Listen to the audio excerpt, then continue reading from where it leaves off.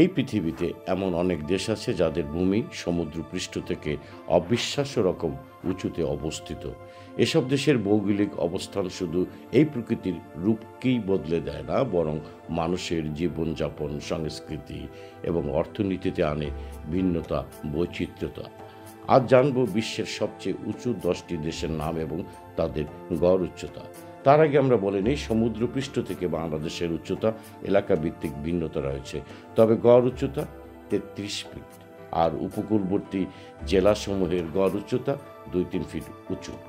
সেই হিসাবটি মিলিয়ে নিলে আমরা সহজে বুঝতে পারব সমুদ্রপৃষ্ঠ থেকে 8-10টি উঁচু দেশের উচ্চতা সম্পর্কে বাংলাদেশের পার্থক্যটা কতটুকু। নাম্বার 1, ভুটান। সবচেয়ে উঁচু দেশের তালিকায় 1 নম্বরে ভুটান। গড় উচ্চতা প্রায় 10,760 ফুট। পাহাড়ে ঘেরা এই দেশকে বলা হয় থান্ডার ড্রাগনের দেশ। 2, নেপাল।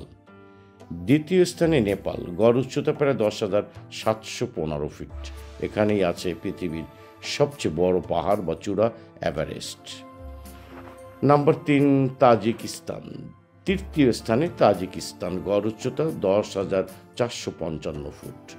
এই দেশটির বেশিরভাগ এলাকা পাহাড়ি। 4 নম্বরে আছে কিরগিজস্তান। চতুর্থ স্থানের কিরগিজস্তানের গড় উচ্চতা 9,805 ফুট। 5 নম্বরে অ্যান্টার্কটিকা।